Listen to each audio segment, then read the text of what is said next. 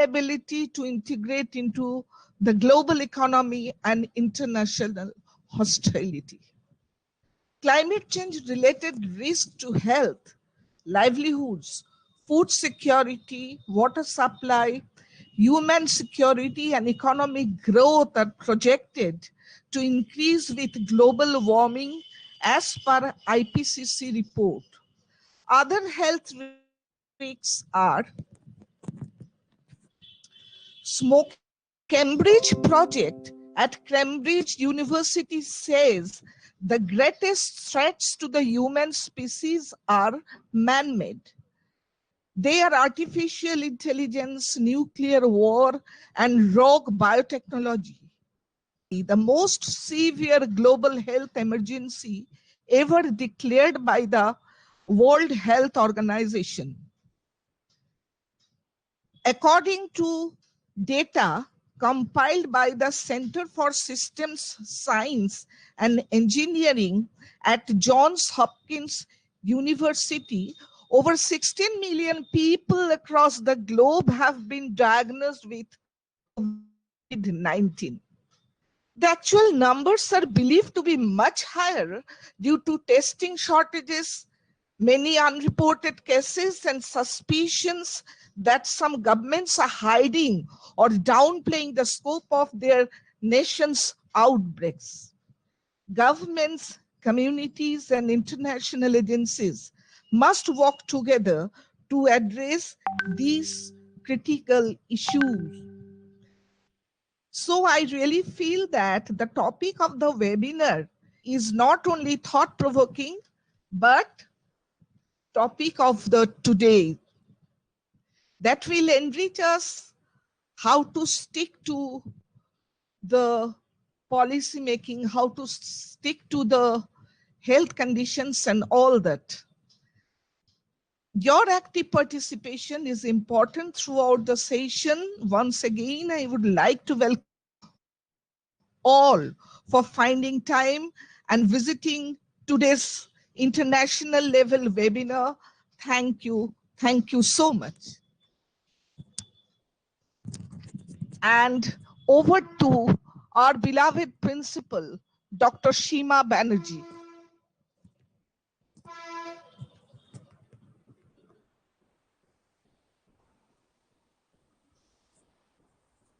Thank you, Shamulina. Good morning, friends. Today morning, we all are being assembled here to get ideas on COVID-19 through an international webinar. It is a great privilege to us, that is the fact that we are here today assembled to listen the valuable speeches of the speakers from the other side of the globe. This is the privilege of today's science and technology. But we are here assembled to listen some speeches which are a failure of mankind today. This is the irony of the seminar today. COVID-19 is a highly contagious viral disease caused by a novel coronavirus, which was first reported in December 2019 in China.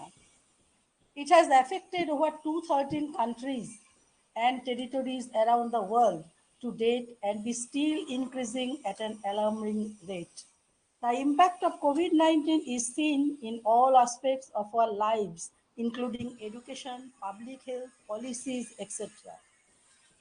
As good, every cloud has a silver lining, intense COVID-19 lockdown in various countries led to environmental and climatic changes, such as lowering the rate of air pollution and reduction in suspended particles, greenhouse gases, and nitrogen oxides in air.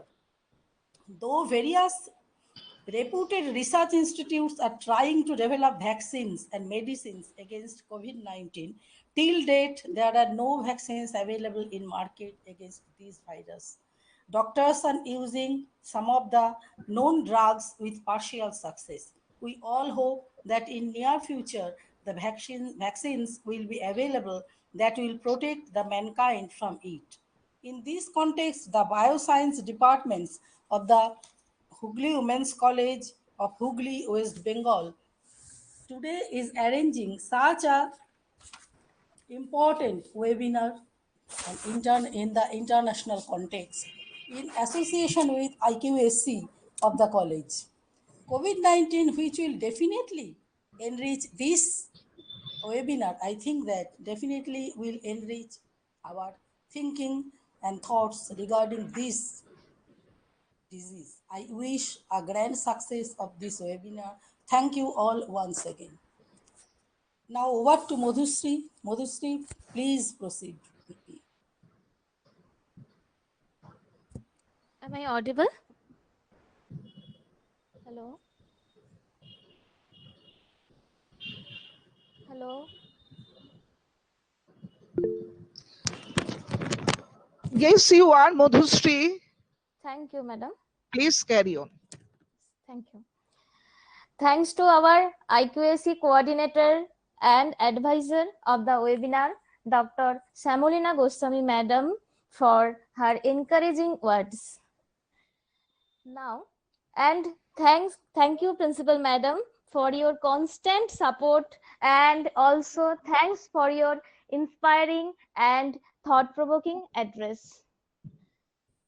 Respected speakers, Principal Madam, HODs, my dear colleagues, faculty members from different colleges, and my dear student participants, on behalf of Hooghly Women's College, I, Madhusri Bhaumik, Department of Nutrition, welcome you all for today's one-day international level webinar on COVID-19, which is organized by Bioscience Department in association with Internal Quality Assurance Cell of the Hooghly Women's College. Once again, a warm welcome to one and all to begin with. Now, we are going to start our first technical session of this webinar. We have two invited lecturers in this session. Now, it's a great pleasure for me to introduce our keynote speakers. We have honored to have Dr. Saurodipto Ganguly and Dr. Promi Das with us today. Our first honorable speaker, Dr. Saurodipto Ganguly, is going to deliver his speech on COVID-19, immunity, inflammation, and intervention. Dr. Ganguly presently working as a postdoctoral research fellow, Department of Medicine, University of California, San Diego, USA. He completed his PhD from Department of Biotechnology, University of Calcutta in 2017. During his PhD, he developed a mass spectrometry based novel tool to identify metabolic fate of black tea polyphenols in a single platform. He also worked on pulmonary emphysema and vascular remodeling under oxidative stress induced by cigarette smoke. He presented this work in the prestigious Gordon Research Conference as an invited speaker. Dr. Saurodipto sir served industry for almost 5 years. In 2017, he joined University of California, San Diego School of Medicine. He is working on the role of macrophages in liver inflammation. Dr. Ganguly has published multiple research articles in internationally acclaimed peer-reviewed journals. Now, I request Dr. Saurodipto Ganguly sir to kindly deliver his talk about COVID-19, immunity, inflammations, and interventions. It is over to you, sir. Thank you, Madhusri, for a fantastic introduction. Am I audible? Is everything okay? Yes. Am I audible? You are perfectly okay. audible. Okay, so, okay. Google Meet is a new platform for me. I've always worked with Zoom. So I will just, I think I will have to do present now, right? So let me just try to pull up my slides. Okay. Can you see my slides? Yes, sir. Yes, sir. Okay, good. Before I begin, I want to thank Dr. Shima Banerjee, Principal, Hooghly Women's College, Dr. Shamulina Goswami, Coordinator, IQSC, Dr. Uttaran Majumdar, and all other faculty members of the Institute for inviting me in this webinar. I especially want to thank Dr. Banerjee and Dr. Goswami for giving a fantastic introduction to what we are going through right now. I think I can very much skip my introductory slides now because you have given such a detailed overview of what COVID-19 is doing to us. Anyways, I will try to restrict my talk within around 30-35 minutes and then open up the platform for questionnaire. We have been in this pandemic for around 6 months now. So I think most of us have some kind of idea of what is going on.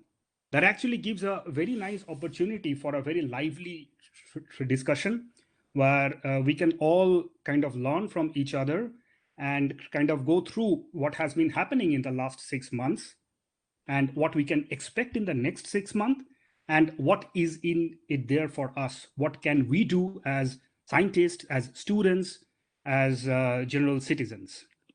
So yeah, of course, we are 6 months into the pandemic, and there has been over 16 million cases and a staggering death toll.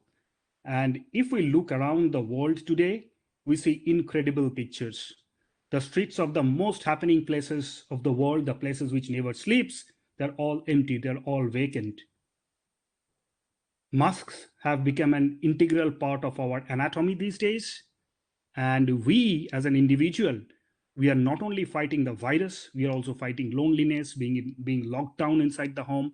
We are fighting depression. But we are fighting and we are fighting hard. And we are also creating history. Meet Jennifer Hallen. Jennifer Hallen was the person who got the first injection of the COVID-19 candidate vaccine back on March 16, 2020. And this itself was an incredible achievement. You see, if you look at the time it generally took to develop a candidate vaccine after an epidemic or a pandemic started. So these are one of the fastest few candidate vaccines to come up after a pandemic or epidemic started. For example, we got the SARS candidate vaccine within 20 months. We got Ebola candidate vaccine within 7 months, Zika within 6 months, but SARS-CoV-2 candidate vaccine have surpassed them all. Within a couple of months of the pandemic, we have a candidate vaccine to test in a phase 1 trial. And now, as we speak, this particular vaccine, which is the Moderna vaccine, and mRNA-based vaccine, I'm going to talk about it later, it is actually undergoing phase 3 trial. It is intended to be administered to 30,000 patients within the next few months. Really an incredible achievement by itself. Again, for the first time, I think the likes of Shah Rukh Khan and Virat Kohli, they are a little bit back in the media. It's not that I don't like them. I really want to see them back. But now the focus of the media on us, all of us, general population, general people, the healthcare workers, the person who cleans the garbage, the person who takes away our trash. And you might have seen these great pictures from countries like Spain, where people have actually come out in their balcony in the evening to clap for all those people who actually cleans their trash and helps to live healthy lives during their quarantine. Also, for the first time, there is an unprecedented coordination and cooperation among the scientists and doctors all over the world. No data is secret. No invention, even at the basic level, is secret. Everything is being shared around the world, and all the scientists, doctors, they are doing everything possible to fight this virus. They are using repurposed drugs, which are already approved in other diseases. They are trying to use it for COVID-19. They are using novel therapies like antibodies, and of course, they are trying to get the vaccine in. One reason why it is so hard to fight viruses like COVID-19, viruses like coronavirus, is that they are so simple. They have nothing except a lipid membrane outside, and inside their genetic material, which we know in case of SARS-CoV-2 is a single-stranded RNA. And of course, this particular virus also has these famous spike proteins coming out. And all this virus know to do in its life is to replicate. So what they do, of course, many of us, many of you will already know this, but I'll just take you through this. So this particular spike protein of SARS-CoV-2, it somehow by evolution, it found a very good affinity on this particular receptor, which is found in many eukaryotic cell. It's called the ACE. It is the ACE2, angiotensin converting enzyme 2. So the spike protein binds to angiotensin converting enzyme 2 and it gets endocytosed. There is another serine protease which is present on the cell membrane, which is the TMPRSS2, which kind of helps to process these ACE proteins and helps in this endocytosis process. Once inside the cell, the virus undergoes uncoating and the genomic RNA is released. Initially, this genomic RNA synthesizes a couple of polypeptide chains. These polypeptide chains are processed to synthesize a very important enzyme for the virus, which is the RNA-dependent RNA polymerase. This RNA-dependent RNA polymerase is responsible for the replication of the viral RNA. So more RNA, which is the subgenomic RNA, are getting synthesized. And at the same time, more structural and coat proteins are being produced. And all these together forms the virus assembled, and then the virion is released. Now, how this virus is actually causing us problem? One thing that is very evident is that it is engaging the angiotensin converting enzyme 2 enzyme. So the normal function of angiotensin converting enzyme 2 is getting disrupted.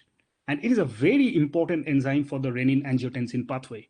It helps to maintain vasodilation, it is vasoprotective, and it has a very, very important role in maintaining our blood pressure.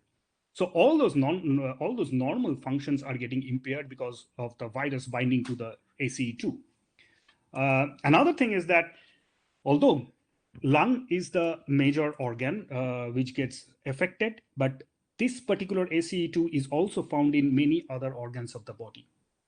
In fact, that is why you actually see that in many cases, this viral infection is producing multi-organ phenotypes. A lot of organs are getting affected. Now, we are not defenseless, right? Our body has a defense army. We have a repertoire of fantastic cells and the chemical substances that they secrete, which helps to combat viruses and many other foreign invaders.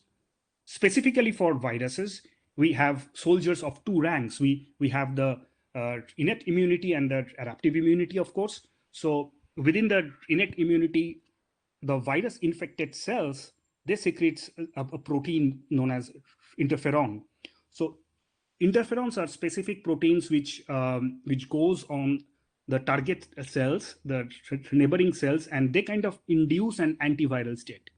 By this antiviral state, what we mean is that even if these target cells get infected with the virus failed to synthesize its proteins. That's why it cannot really proliferate. And then we have these NK cells, the natural killer cells, which are very efficient in killing the infected cells. On the adaptive arm of the immunity, we have the B cells, which we know they secrete antibodies. And these antibodies, they kind of bind to the ACE proteins and other targets, and which which kind of prevents the binding of the virus to the ACE2 protein, and also binding of antibody on the virus. It kind of targets them for destruction by macrophages and other members of our defense army. Also, we have the CD8 positive cytotoxic T lymphocytes, which are capable of directly killing the infected cells.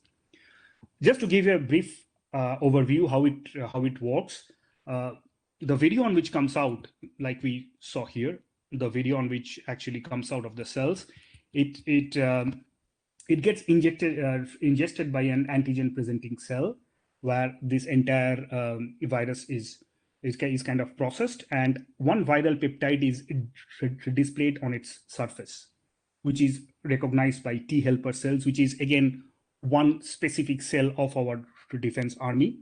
What this T helper cells does, it kind of calls its friends, it calls the other members of the army, like the B cells, the T cells, and again the B cells will secrete its antibody here to neutralize the virus, and the cytotoxic T cell will directly kill the infected cell.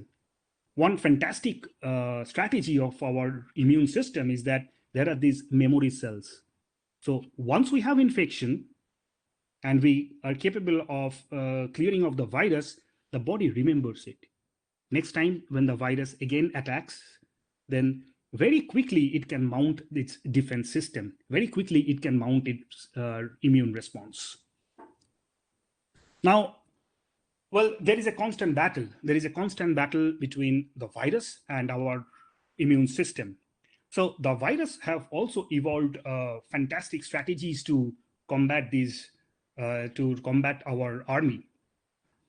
One of the strategy is that this interferons I was talking about, coronaviruses have developed a very specific strategy to impair this interferon system.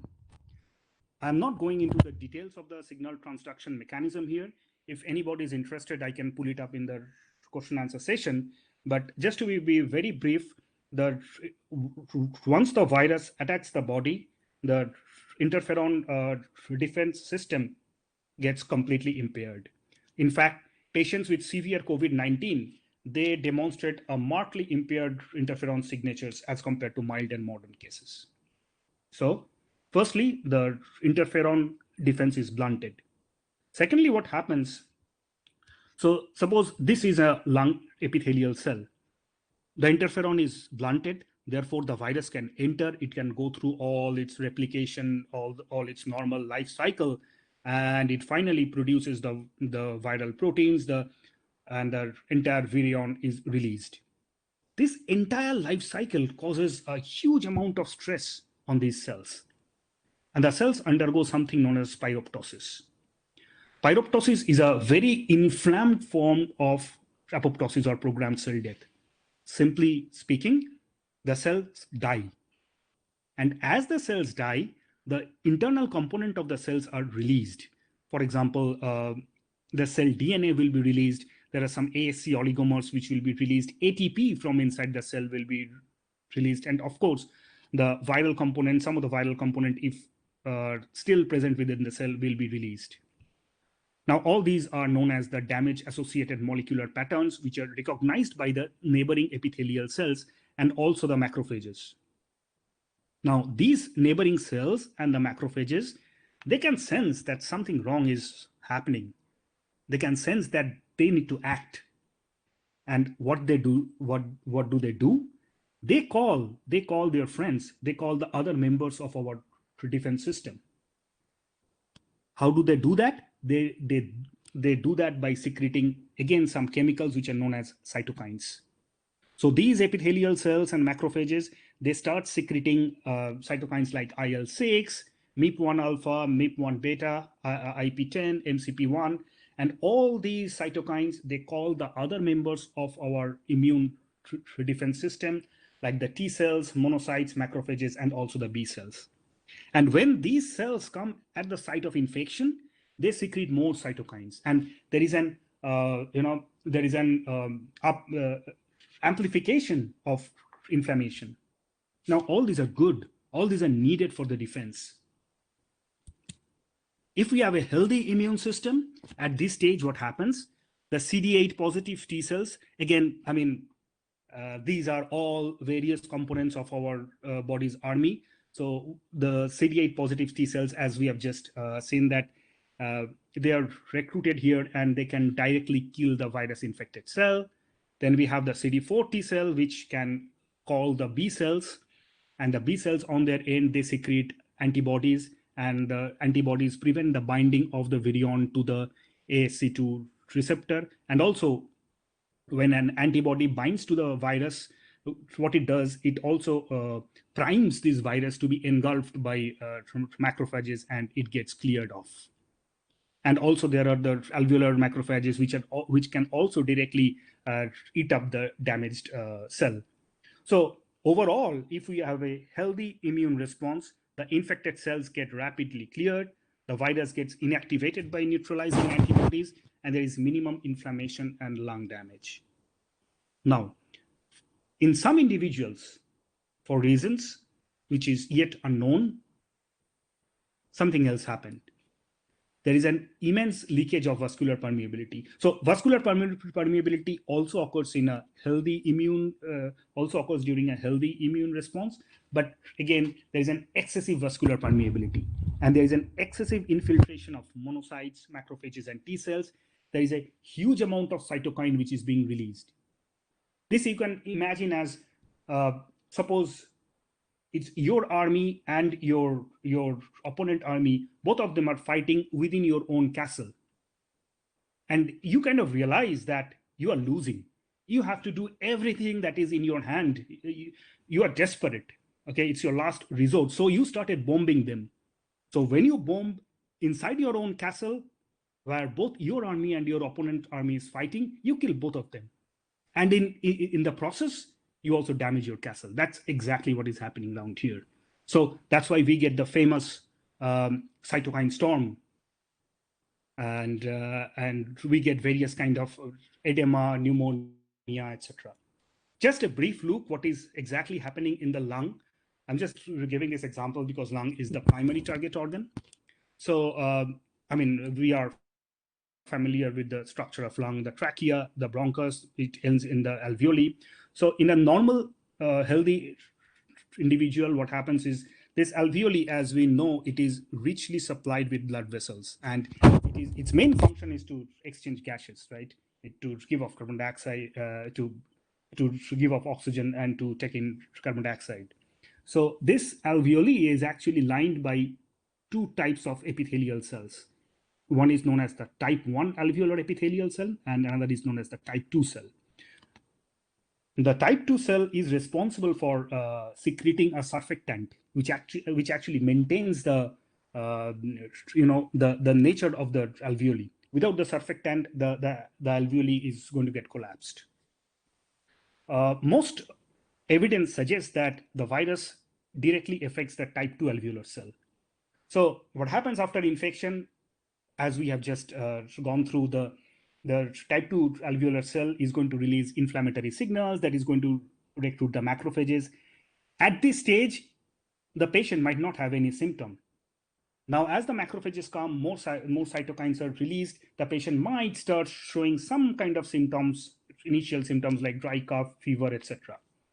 As more of the cytokines are being released, there is oxidative stress.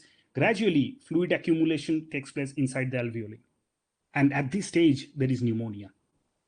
As there is fluid inside the alveoli, the surfactant that is secreted by the type 2 alveolar cell, they tend to get diluted, and the alveoli just starts getting collapsed. So we have to give more effort for our breathing, and we start having shortness of breath. At this stage, hospitalization is very much required. As inflammation proceeds, more phagocytous cells like neutrophils come. They release a lot of reactive oxygen species. There is a lot of oxidative damage, and it's basically that bombing is now taking place. And these type 1 and type 2 cells, they start getting destroyed. And this leads to the dangerous acute respiratory distress syndrome. At this stage, the patient may need ventilator and life support. As it continues to go on, this fluid that is now within the alveoli, it starts, spreading up to the other parts of the body, and then which leads to systemic inflammation, and it can lead to septic shock, multi-organ failure. And now the patient can actually recover from any of these stage by proper care. So mostly, as we see, our army, our defense system, our immune system does a fantastic job of taking care of the virus. It's only in some cases the immune system fails, and for those we need reinforcement. And again, scientists are trying everything to supply body with this reinforcement. We are trying repurposed drugs, antibodies, and vaccines. Let me just briefly take you through some of these which are currently being worked on. So the life cycle of coronavirus like SARS-CoV-2 actually gives some opportunity to target some of these steps. For example, it binds to the ACE2 protein, right?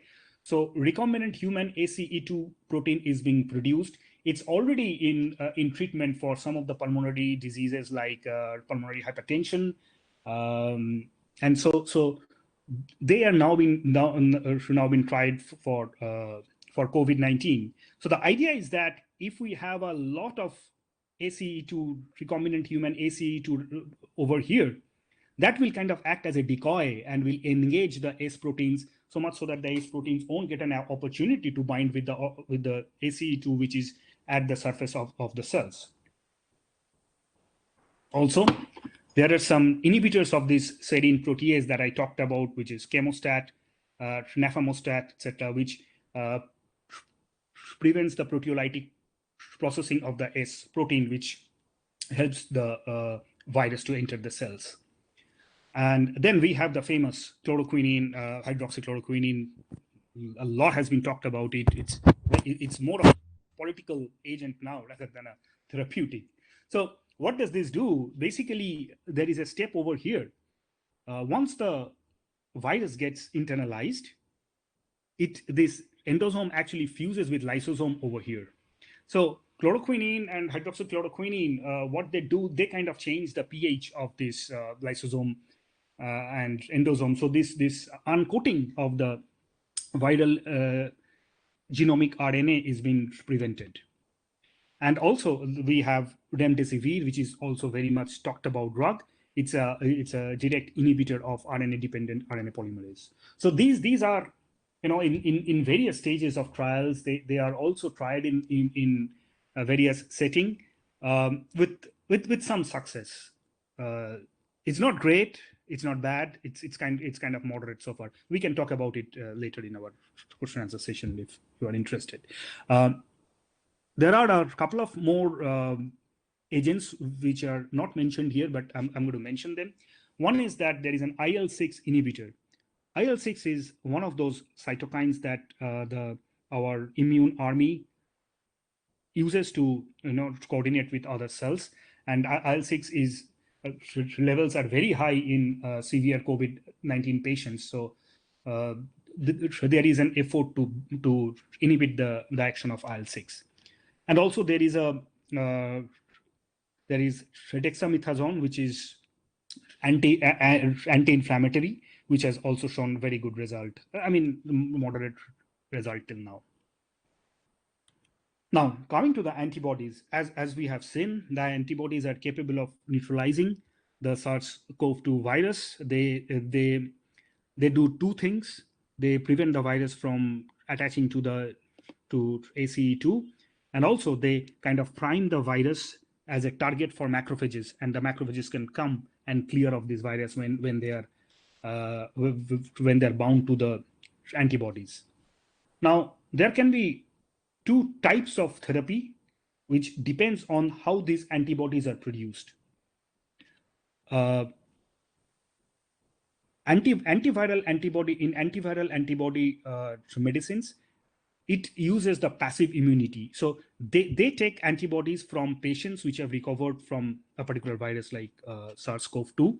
So these patients will already have their naturally occurring antibodies. So these antibodies are taken from their plasma, or these antibodies can also be generated from genetically engineered mice, and they are directly injected in the patients. So this kind of therapy, it's kind of short-lived because these antibodies have a finite lifetime. When they get degraded, the protection is lost. The second approach is using the active immunity, which are the vaccines. And as we know how vaccines work, a part of the virus is actually injected within the human body. A part of the virus which is capable of inducing an immune response, but which is not capable of producing the disease. So when this part of the virus induces an immune response, T cells, B cells, they are all the soldiers of our immune system, they get recruited. So we have antibodies produced against that part of the virus. We have the cytotoxic T cells. So whenever there is a proper infection of the infective virus, so these antibodies and the cytotoxic T cells can take care of them. And of course, there are also the memory cells which are generated. So even if the infection occurs years after vaccination, they can be protected. It of course depends how long the memory cells will live. Depending on how we are generating the type of viral particle which will be capable enough to form and to induce an immune response, but which will not be capable to cause infection, there can be various kinds of vaccines. I'll just quickly take you through this. One strategy is to use a weakened virus. It's simply a weak virus which will again cause an immune response but will not cause infection. We can totally inactivate the virus. It's called the inactivated viral vaccines. Or as an alternative, we can take a specific part of the virus. For example, in case of SARS-CoV-2, normally the spike protein, the gene for spike protein is taken, and we can clone it in vectors. Vectors, as you know, they are small molecules which can actually carry a foreign gene of interest, and we now have the technique through recombinant DNA technology to directly insert this vector in human body. So these are the viral vector-based vaccine where a part of the virus is actually cloned inside the vector.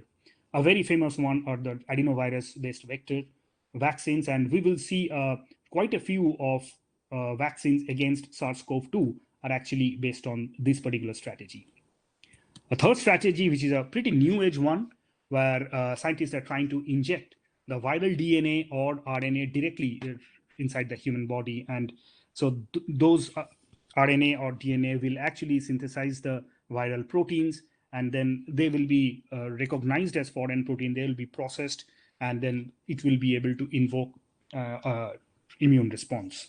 And of course, there are also the protein-based vaccine where instead of doing all these things, the particular protein, for example, the spike protein is directly injected within the human body, and we can get an immune response against it. So of all these strategies, if you can see, these are the number of candidate vaccines of falling in these various kinds of vaccines. So you'll see only a very few of the number of vaccines which are getting developed fall in this inactivated or weakened vaccine class. That is because the safety profile of this vaccine has to be tested for years, and we are in a time constraint. So we need a vaccine fast, and these are going to take a lot of time. That's why you see very few vaccines, candidate vaccines are falling in this particular type. And yeah, just to know that we have no shortcuts. We have to go through a very rigorous trial to get the vaccine out. I mean, how much ever we pray, we need, we cannot do any kind of shortcut in this. Actually, we are doing a lot of shortcuts for COVID-19. Normally, for getting a candidate vaccine, it has to go through a whole lot of preclinical testing, which normally takes around 5 to 10 years. But as I told you at the beginning of my presentation, in case of SARS-CoV-2, we got the first candidate vaccine within just a couple of months. And then it has to go through the phase 1 trial. In phase one trial, only a small amount of people they are tried with the vaccine, mainly to see the safety profile and to see that what can be the proper dose for the vaccine. Normally it takes 3 years. Then the vaccine is tried in a larger group of volunteers or to the population which is at risk. And then when all the safety profile and everything is been ascertained here, then they are going to go to the phase 3, which is the largest trial in thousands of population, where we actually try to see the efficacy of the vaccine. Normally they take years, but now we have actually combined some of the phases, and we are trying to get it as soon as possible. So just a very quick look at the heroes right now. 3 of the vaccines are most talked about. So this particular paper is from Lancet, and it talks about the Oxford vaccine. So Oxford vaccine, it's basically a chimpanzee adenovirus vectored vaccine. Just a couple of points here. Just the phase 1 and they actually combined the phase 1 and 2 trial. So at the end of phase 1 and 2 trial, the fantastic result, the most promising result is that the vaccine was safe, and it's great. And the second encouraging fact is that most of the patients, they developed neutralizing antibodies, and also they developed cytotoxic T cells. Well, there are a lot of things that needs to be done. We don't yet know if we have enough neutralizing antibody to act against the virus, and there are a lot of questions still to be answered, but it's a very promising result, and they are going to go to phase 3 trial very soon. At the same time, there was another report from China. Many people have actually missed it, but it was also very, very encouraging result. They also had a adenovirus-based vaccine, and their phase 1 and 2 trial also showed there is no severe adverse reaction. There was also an immune response in terms of antibodies and cytotoxic T cells. However, it's kind of a thing to note here is that for their trial, they included older adults as well.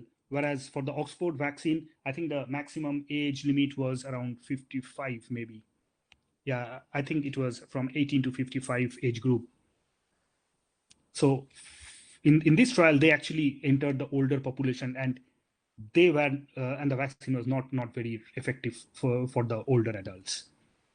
Also, the mRNA vaccine of Moderna, which was the first candidate vaccine to be tested, as I told you, as we are speaking just a couple of days back, they have started their phase 3 trial. So this is the current situation of the vaccine. There are 140, more than 140 candidates in pre-clinical trial, 18 in phase 1, and a number of them in phase 3. There is one vaccine which has been approved, but I just wanted to show you this, that this particular vaccine which is approved is actually from China, and they have done phase 1 and 2 trial. They haven't done any phase 3 trial, and they have kind of conditionally approved them for their military. It's just for their military, and I think, and most of the people will think that without a phase 3 trial, it's very, very dangerous to approve and use a vaccine. One of the reasons why we need to have a very strong safety profile for a vaccine is that sometimes instead of producing neutralizing antibodies, some of the antibodies a vaccine may produce, they can be of poorer quality. They are known as non-neutralizing antibodies. And what they do, instead of kind of neutralizing the virus, they actually help the virus to get inside the cell, especially inside macrophages. When these viruses go inside the macrophages, it's not that they are going to replicate here, but they actually induce inflammation. So the virus is not killed, only the inflammation is increased. Okay, so I've come towards the end of my talk. Just one thing I wanted to tell you here is that till now, whatever I have talked about, whatever you have been aware of the coronavirus and COVID-19, you can happily forget everything. You can go back to your Netflix, watching movies, nothing is going to matter. The only slide that you need to remember to the core of your mind is this particular one. We have a huge responsibility here. We have to keep ourselves and everybody else safe. We do not know when this vaccine is going to come, how long it is going to take, but we have our own responsibilities to keep us and others safe. And at the same time, it's also very important to take care of the mental health. People are in distress, and we all need to support others and to extend as much of support as possible to people who are suffering and who are in poor mental health due to this virus. Now, I promised at the start of my talk that I'm going to talk about what is in it for us. So I am actually not a big fan of following through the development of vaccines. I of course have my own academic interest. I want to see how they are designing it, how the vaccine is being developed. But very frankly, all these things, they do not mean anything until the phase 3 trial is effective. If the phase 3 trial fails, all these are going to go to the trash. However, the two things which, as every citizen, we need to follow is one, of course, how to live with the virus. And another thing is that as students, I think this is a very good opportunity that you can have a sneak peek on what is happening in the most famous lab in this world. So the labs which are working on coronavirus, they are actually producing these nice videos of their work, of their lab, which are freely available in public domain. You can access it, and you can actually see how the scientists work in the lab. At least you can see how the lab looks like. When I was a student in your stage, I had no idea how a proper good scientific lab looks like. In fact, even when I was doing my PhD, I had no idea how the labs in US used to look. I always used to dream, I just had no idea. But I think this is a fantastic opportunity for you to go through these videos and see how they are working and everything. For example, I'm just going to give a small snapshot of some of the labs which are present in the area where I'm working. This is Shafa lab, and this is a postdoc from that lab. And if you see this particular yellow fluid, this dense thing over here at the bottom, it's actually a coronavirus protein. It's actually a protein from SARS-CoV-2, the protein from whom the world is trying to escape. So they have actually isolated this protein, and they're looking at the detailed structure of this protein. They use this particular electron microscope, which is, I think, the most sophisticated electron microscope in the world today. It's a huge, it's a 15 feet tall microscope, and they are trying to find out specific portion of these protein which can be targeted for therapies. This is the lab of Alessandro Setti, and in all these boxes, they have actually chopped down the virus and got small peptides, which are around 9 or 10 amino acids each. And they're trying to find out which particular cytotoxic T cell is going to recognize which part of this peptide. This is Dr. Grifoni. Grifoni was actually the person who discovered that SARS-CoV-2 is more similar to SARS-CoV-1 rather than MERS. This is Dr. Sumit Chanda. He actually discovered around 21 drugs which can be repurposed for using against COVID-19. And these bubble-like thing, these are actually lungs, So these are lungs which scientists have created on a dish. So they can actually make this entire lung on a dish and can test drugs over here. This is the lab of Professor Crotty, and he is doing a fantastic work on vaccines. So there are many labs. All these videos are freely available. You are really, I would encourage all the students to go through this, and perhaps you'll be motivated to come up and be a scientist working in like one of these labs one day. Because two things are very sure. One is that we are going to get out of this pandemic. We are going to live. And there will be another pandemic and more and more. So we need more scientists, more young people like you to come up and work and really play a very active role in changing the lives of millions. So with this, I will, okay.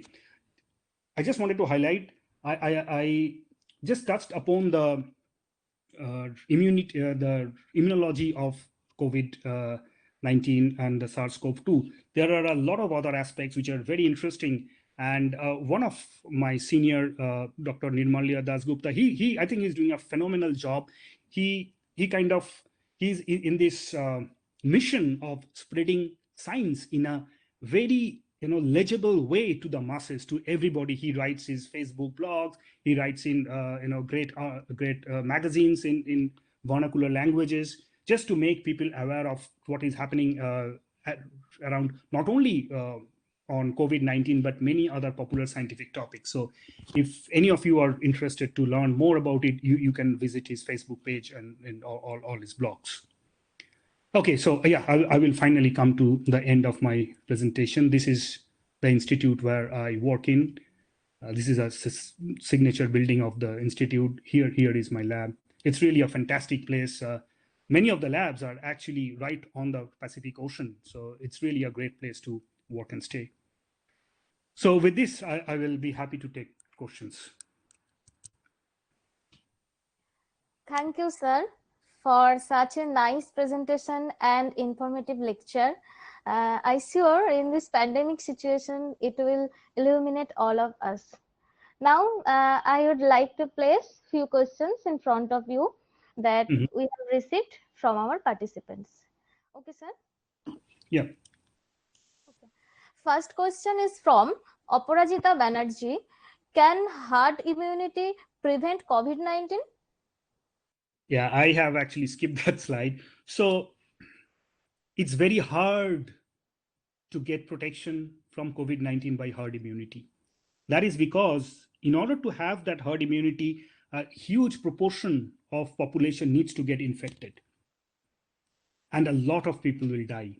So yes, herd immunity can protect us, but in order to have that herd immunity, we need a vaccine. Without vaccine, just relying on herd immunity, it's not going to work. And we have examples. We have seen countries like Sweden, even England initially, they tried to rely on herd immunity and it did not work. With vaccine, one thing is that no vaccines are 100% effective. At most, it can be 60%. It will be great if there's 70%. So only 6 to 7 out of 10 people who get the vaccine will be protected. The 3 will not be protected. But then again, that will not matter. It's because of herd immunity. Herd immunity will come to play here. It's because of herd immunity, the whole community will get protected, even if the vaccine is around 60 or 70% effective. Okay, sir. Next question is from Rekha Das. Is there any benefit to contain ssRNA rather than dsRNA? Is it make this COVID-19 more successful in host attack? I can't say that. Maybe, but yeah, I mean, I'm sorry, I don't really have an answer to that. Yeah. Okay, sir. Okay, sir. Next question is from Sarin Ahmed. What is the most effective treatment available for COVID-19 right now? I would say just Yes, avoid yes. getting infected with the virus. Mask, social distancing, hand wash. In terms of medications, I think it depends on what the patient is going through. At what stage he is getting hospitalized. So there are there is a very recent trial a couple of days back it came, which is I think it's called the Relief trial from UK, and they showed that dexamethasone is actually doing very good. In fact, the statistics for hydroxychloroquine was not great, but dexamethasone seems to be working. But I think it depends on the patient, his overall condition. But the best thing, just avoid getting in touch with the virus. Just save yourself. Okay, sir. Then Aishwarya Saha asked, why don't scientists make a chemical which can destroy the spike protein CZ that can't be changed in mutation? I guess. Sorry, I could not Yes, get sir. that. Mhm. Why don't scientists make a chemical which can destroy the spike protein CZ that can't be changed in mutation? Okay, so if you're asking if mutation is going to affect the therapy, so I would say no.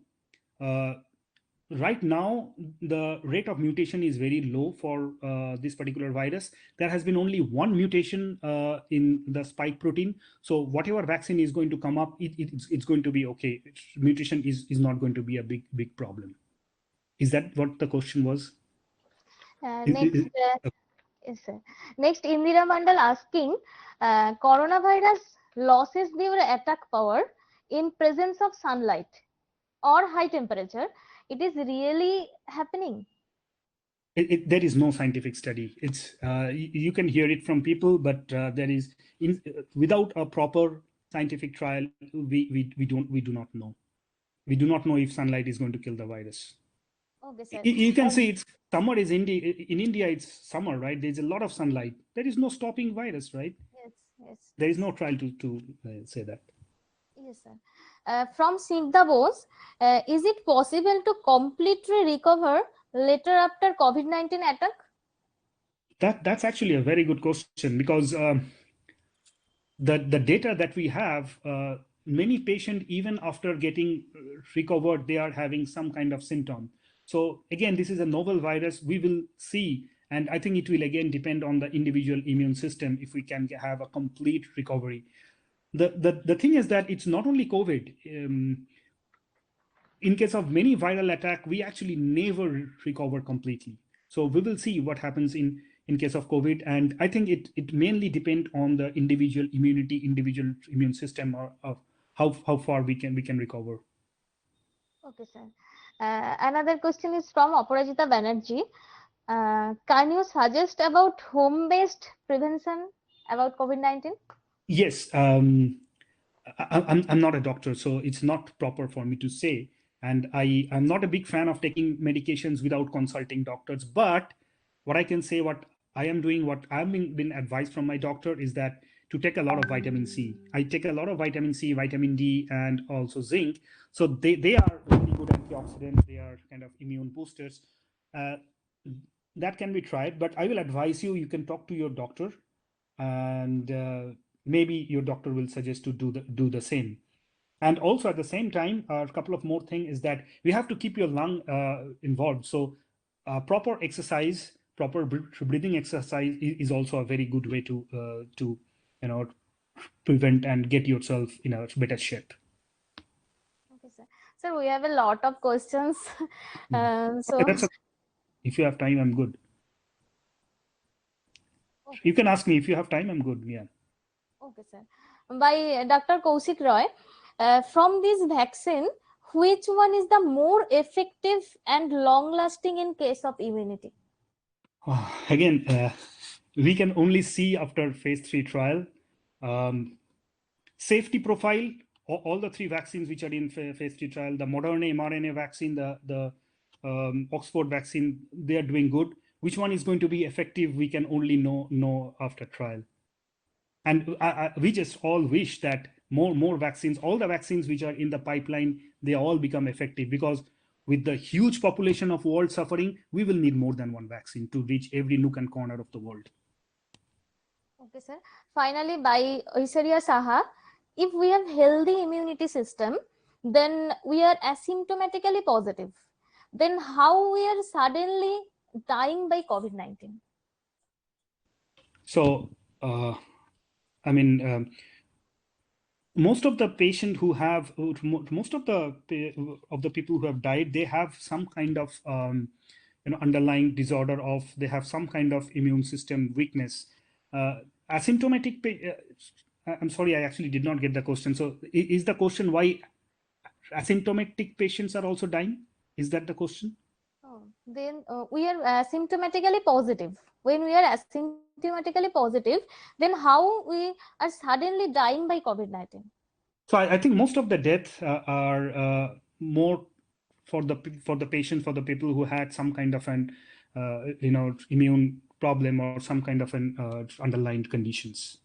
And is that I mean, for most cases, even the younger population, even me, I don't know what underlying condition I have. So it's only when I get infected, I go to the hospital, I might find out, oh, I had this.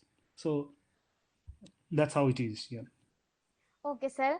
Thank you. We found out about novel coronavirus, its global outbreaks, health risk, and advice on prevention and control of COVID-19 from your insightful lecture. Thank you so much. Yeah. Okay, sir. On behalf of the organizing committee, I would like to express my sincere gratitude to Dr. Saurodipto Ganguly, sir, for kindly donating his valuable time and to share his pandemic experiences with us all today. Thank you so much. We are delighted to have you among us today. Yeah. Thank you, sir. Thank you. And looking forward to have you among us in future. Thank you so much. Yeah. Now it is over to Piali madam for next part of this session. Thank you. Have a nice day. Thank you, Madhusri ma'am.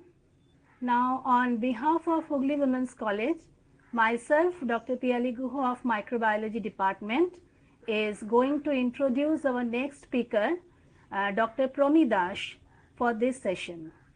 Dr. Dash has completed her Master's in Science in Microbiology from the University of Calcutta in 2013. She did her MTech in Biotechnology from IIT Guwahati in 2015. She attained her PhD degree from Summers University of Technology, Gothenburg, Sweden in 2019. She is a doctorate with a demonstrated history of working on systems biology of human gut microbial metabolism. Presently, she is a postdoctoral research fellow in the Department of Medicine, University of California, San Diego, USA. Dr. Promi Dash is skilled in vitro and in silico data analytical methods of data sets with a strong background in microbiology. Dr. Dash has made a number of publications in esteemed journals like Metabolic Engineering, Clinical Pharmacology and Therapeutics, BMC Genomics, and so to name. She has received many awards and grants like the Postdoctoral Indira Gandhi Scholarship, German Academic Exchange Service, DAT Scholarship, Boehringer Travel Grant, Boehringer Ingelheim Fund Travel Grant, etc. Now, I would like to request Dr. Promi Dash to deliver her lecture on human microbiome and COVID-19 in a built environment. Now, it is over to you, Dr. Promi Dash. Thank you so much. Thank you, Piali Guho, for introducing me. Let me just share my screen quickly.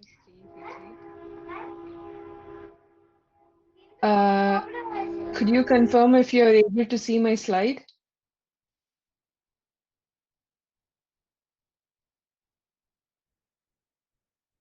Yes, ma'am.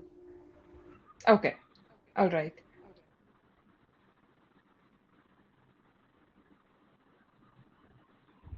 All right. So, good morning and a very virtual hi to each one of you who have joined this webinar with me now. To start with, thank you to all the organizing committee members and Piali Guho for inviting me to be part of the COVID lecture series at your college. And I'm honestly grateful for this opportunity. Thank you for the kind introduction as well.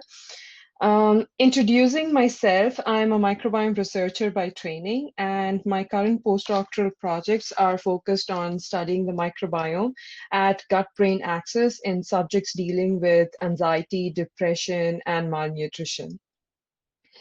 Our lab is basically a microbiome-based research lab, and the way how group members got involved in a COVID-19 project is when my boss, he sent out an email to our lab mailing list asking, if anybody has the ability to go down to the hospital and collect COVID-19 patient samples. So I will share the updates we have related to COVID-19 project initiated by this email. But first, let's warm up with some background updates, mostly from the past 3 months. To give you guys an idea of what the lecture is going to be, I have outlined my contents in a top-down manner, like what's happening at the worldwide level, followed by patient-level observations related to precautionary measures, and how the outcomes are connected to feces, followed by COVID-19 project updates in our lab.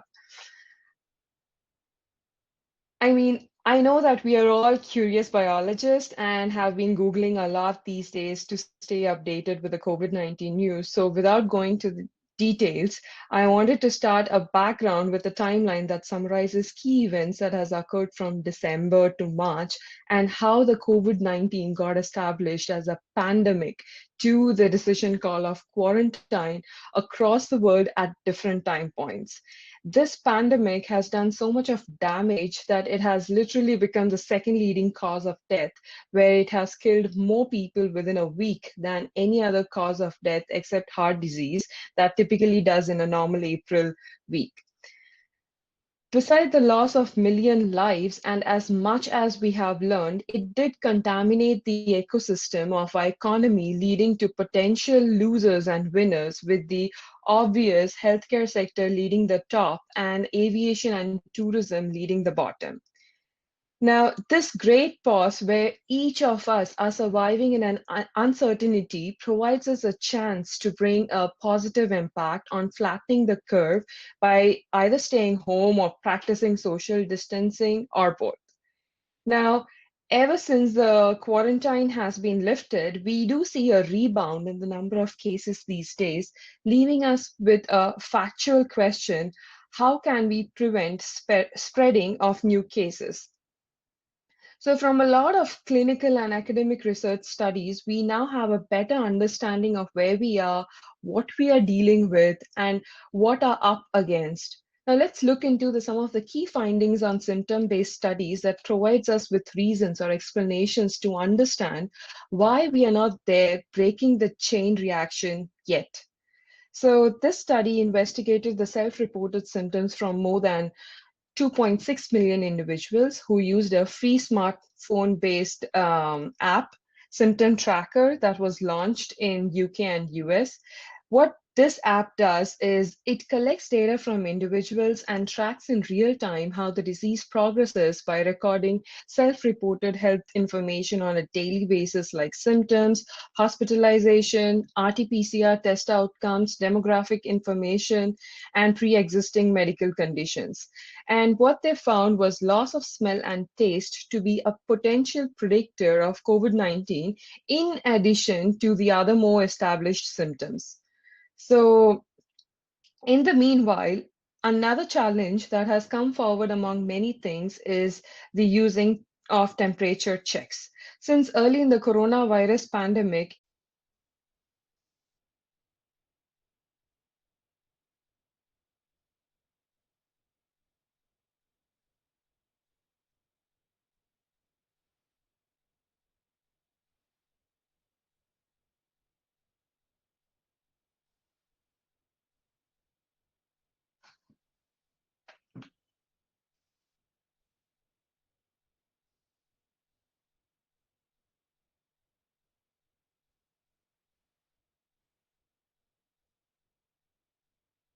Okay, madam. Hello. yes, Yeah, ma'am. You can start. I think you can. One second. Let me check with. Um, yeah. yeah. You can check. Start. Should I resume back from the same slide where I stopped, or do you want me to go up slide back and then continue? No. I think you can go with the previous slide. Like start with the previous slide. Okay, okay. So like I was here in this slide, so let me start from here. Yeah. All right. So I was saying that, while this novel coronavirus is bizarre for many reasons, and making it spread unpredictable and hard to control, the oddity is how easily people can get infected by someone without symptoms.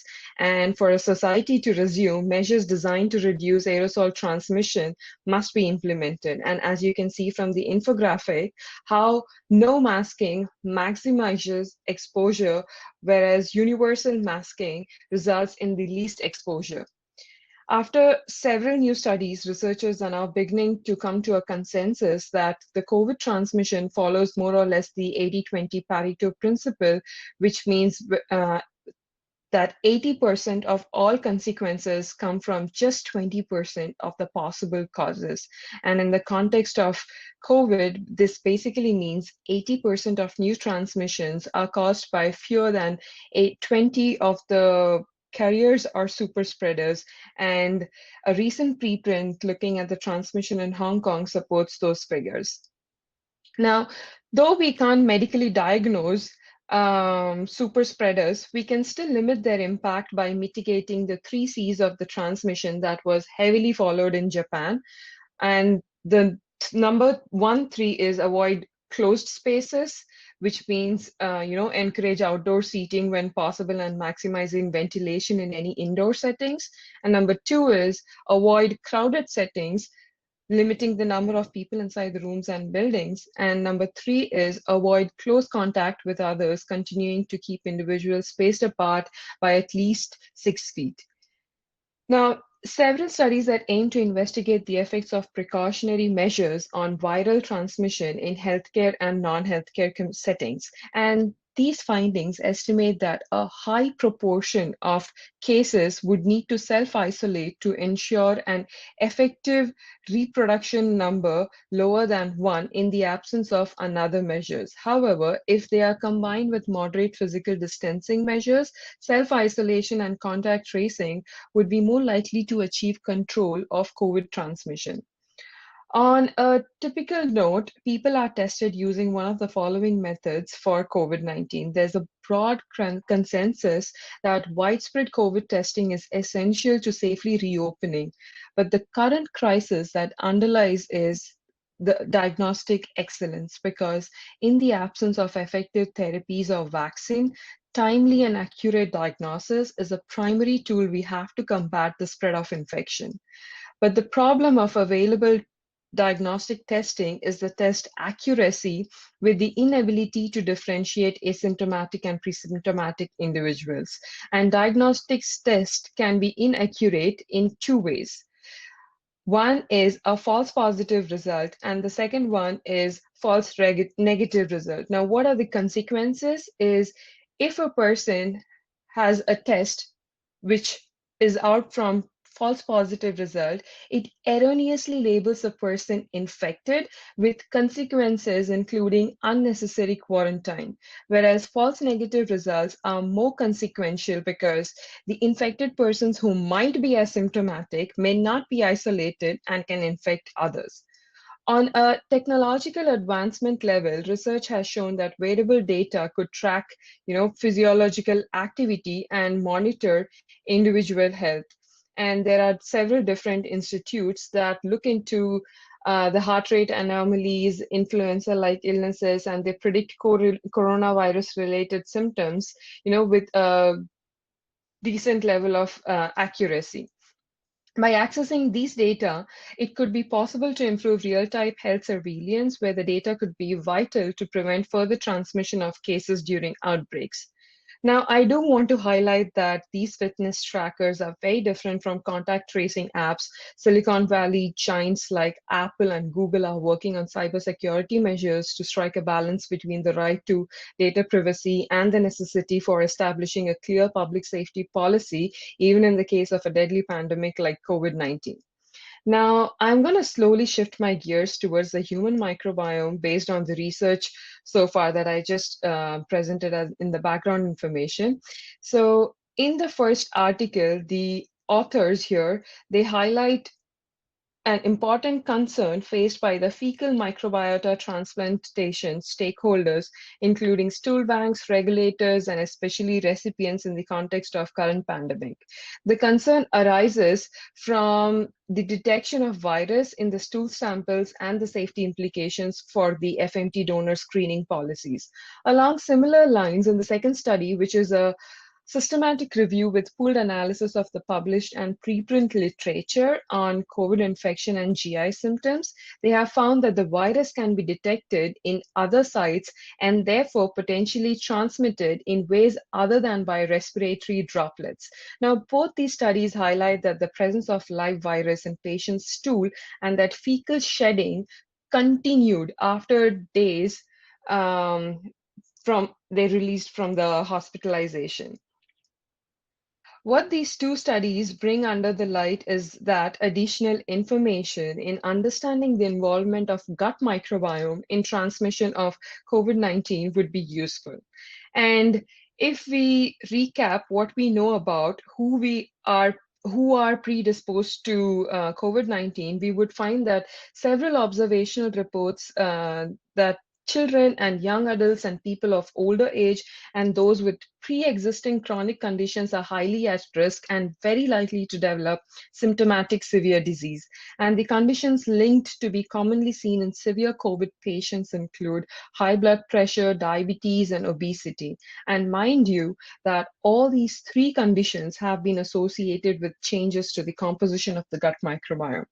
And last, if we zoom into the cellular and molecular mechanisms of how the body fights against COVID infection, it is when, armies of immune cells dispatch together to initiate an antiviral response, resulting in the release of cytokines, chemokines, and antibodies, which in many cases can defeat the virus and the patient recovers.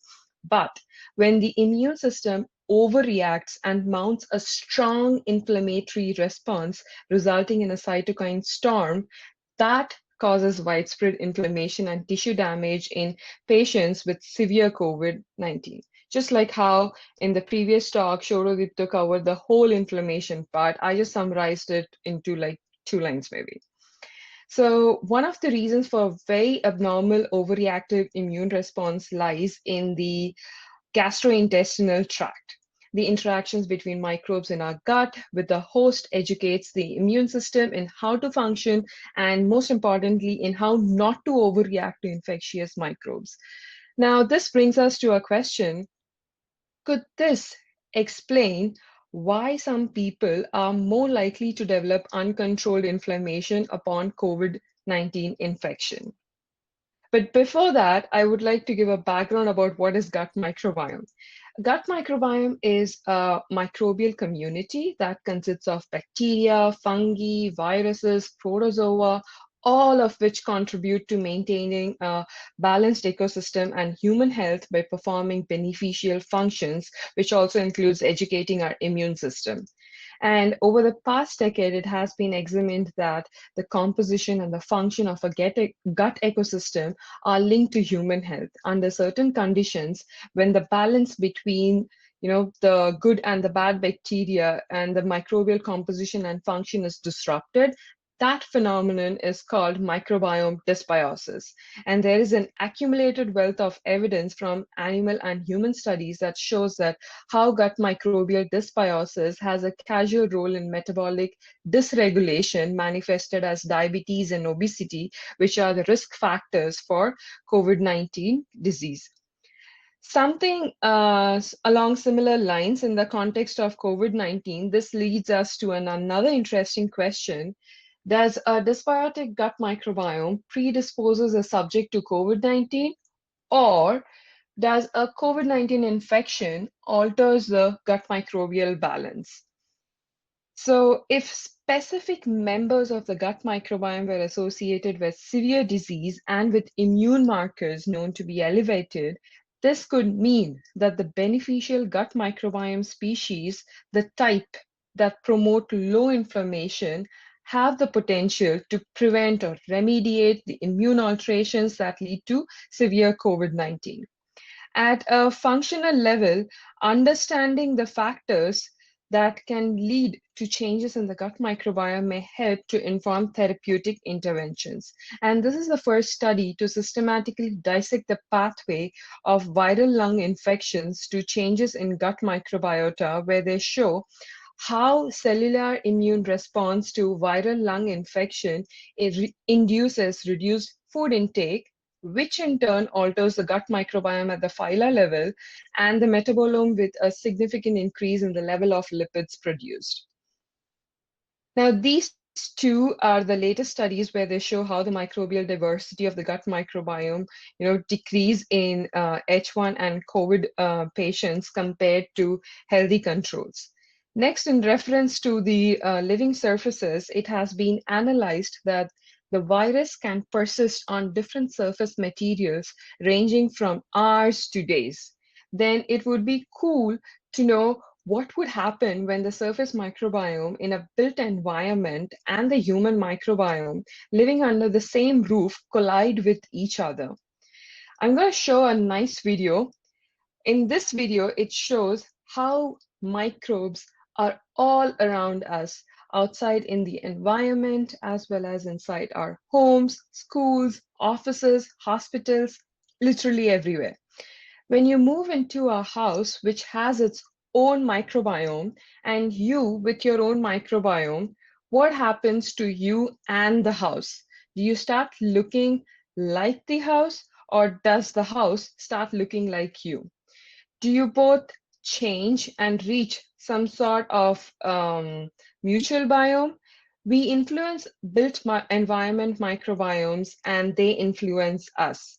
In looking at the interactions between people and their homes, we can not only look at the direct transfer of specific bacteria, but also at the movement of microbial signatures between human bodies and surfaces in the home. We can map the microbial interactions between people and the surfaces in their homes.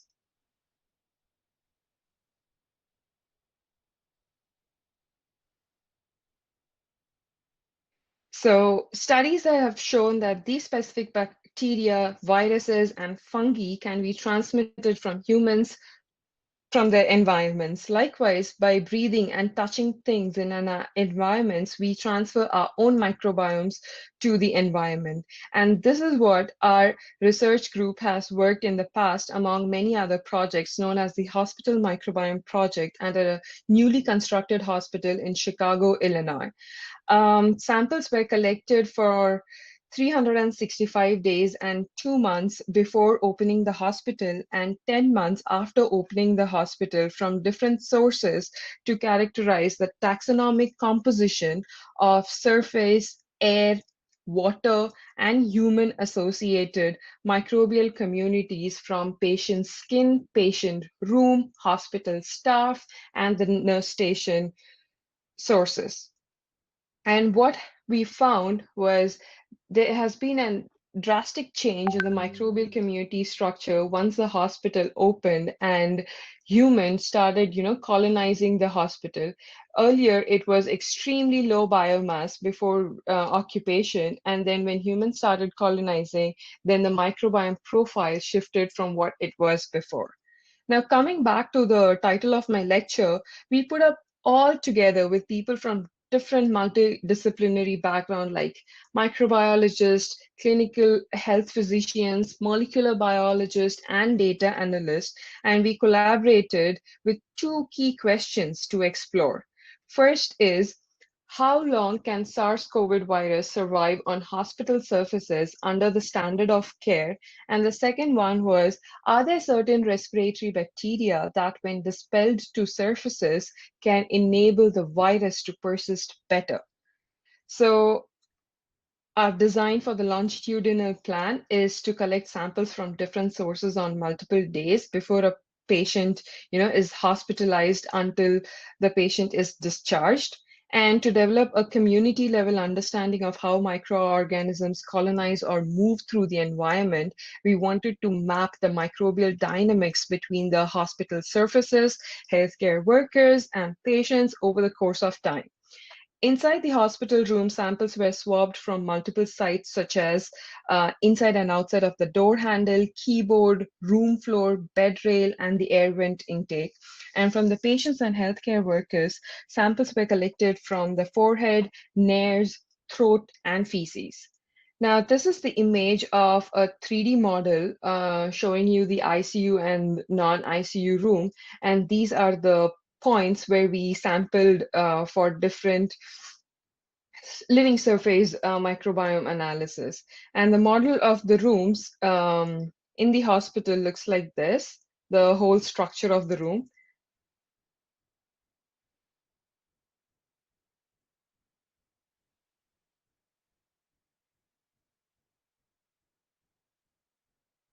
And once we sample all the different sources, now we have to extract the RNA from the collected samples, right? So one of the first things that we had to figure was how to extract RNA from the virus, because the CDC method suggested viral transport media submerge the swabs and extract the RNA from the liquid that the swabs were submerged in. But we weren't allowed to collect samples into the viral transport media because that would keep the virus active, and we needed to inactivate the virus for lab safety reasons. So we collected them into ethanol.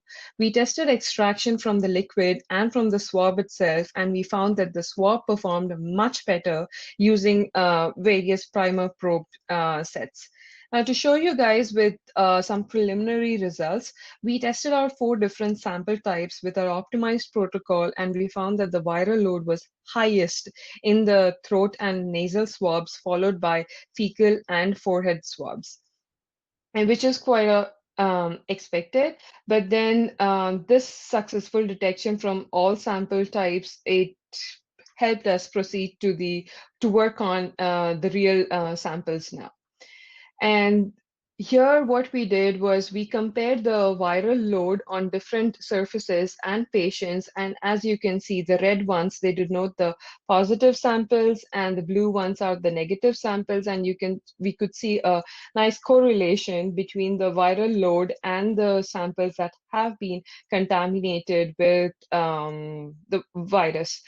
And you can see that there are some surfaces like the floor, for example, the inside and outside floor, they have high viral load compared to the others. This is something that could be interesting to follow up on. And we are still in the middle of processing of all our samples until completion.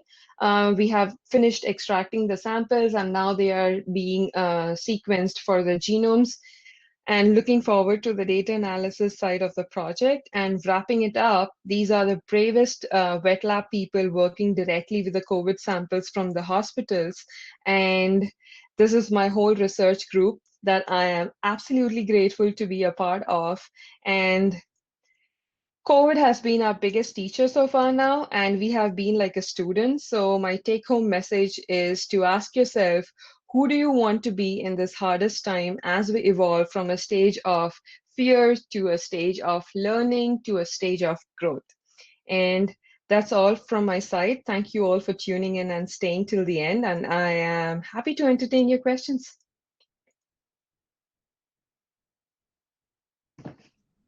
Thank you, ma'am. Thank you, ma'am, for your lecture. Thank you. Now we have some questions here. The first one is Shilpa Pal. Is Mhm. COVID-19 really depends on nature's temperature? Increase of temperature really destroy the virus? I don't think so. I think it just finds a suitable body temperature, which our body temperature is usually, 37. And once it finds a normal body temperature, it just starts replicating given all the resources that it needs to multiply in number. And the higher the temperature, I mean, our body kind of fights back by rising the temperature, right? That's how fever is like, we get fever because of that. So other than that, I don't see any other possible explanation for the question asked. Okay, next question is from Sharmila Pal. What Mhm. are some of the long-term effects of coronavirus in any age group?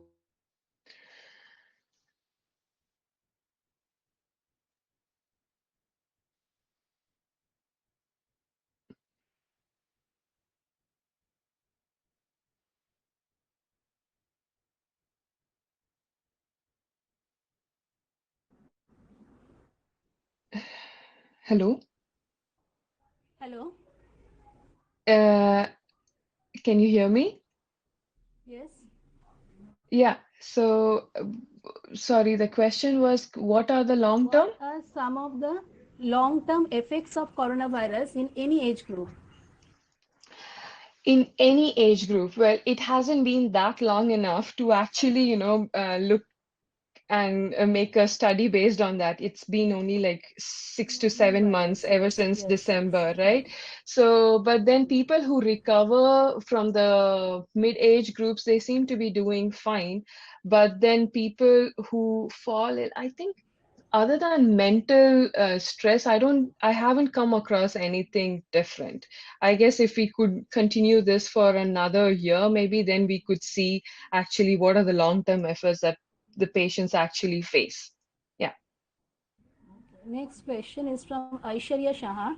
If a patient is recovered from COVID-19, can he infect others? If yes, how long he can continue to infect others and how it can be stopped? Mm. So, like how I talked about the asymptomatic and pre-symptomatic person, they have a chance of infecting others. But at the same time, we also see that there are different routes of transmission, like, for example, the fecal oral transmission, so that's the reason why we always want to keep our hands washing before, anything that goes into our mouth through food. We make sure that all the cooking and everything kind of kills off all the bad bacteria and everything, right? So I think fecal oral route transmission is something that one also needs to keep in mind to avoid further transmission and infecting to other people. Yeah, Okay, next question is from Indira Mandal. Why called the virus COVID-19? because it was found in 2019. Now we have two questions more. Shaharin Ahmed, Mhm. when will it end and how will it become endemic? When will it end? That's what I think each one of us deep down, we have the same question, when will it end? So, and people and the researchers, scientists from all over the world, they are really working hard to find an answer.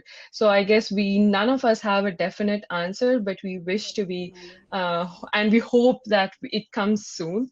And what was the second part, sorry? And when will it become endemic?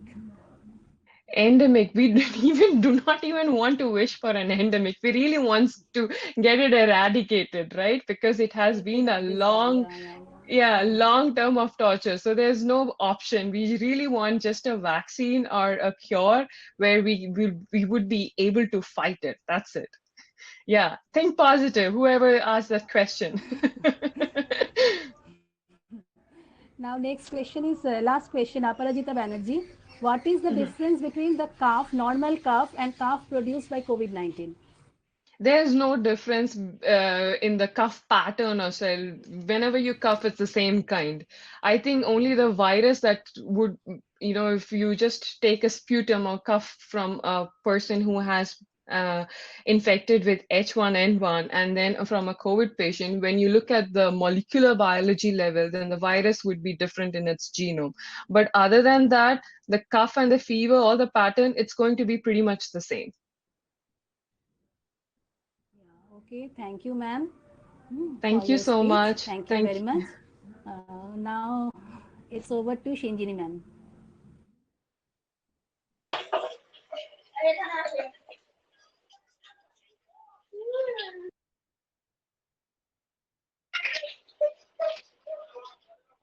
Thank you, Shirley ma'am. Hello, am I audible to you? Yeah, you are audible. First of all, I would like to thank to our Honorable Principal Madam, Dr. Shima Banerjee, for the giving us the opportunity to deliver this webinar and for delivering the inaugural address. Thank you, Madam, for your very interesting, thought-provoking address. Your inspiring mentorship has made us successful to organize the webinar. I would like to express our gratitude to our distinguished speakers, Dr. Shorodipto Ganguly and Dr. Promi Raj, for their excellent presentation and for making this webinar interesting and meaningful. We are really grateful to both of you for accepting our invitation and spare times from your busy schedule. We are thankful to Dr. Shyambalina Goswami, IQAC Coordinator of Higly Women's College, for her advice and presence in the webinar. We are indebted to Professor Satyajit Viswas for his active help and support. Our most sincere gratitude to Professor Chirantan Hajra, coordinator of this webinar, for the technical support, without which this seminar couldn't see the light of success. Sir, we really appreciate your painstaking effort that made us successful in this venture. Thank you all the participants for their enthusiastic support and patience. And lastly, I would like to thank all the teachers of Nutrition, Microbiology, Botany and Zoology Department of Higly Women's College. With that, we have come to the end of the first session of today's webinar.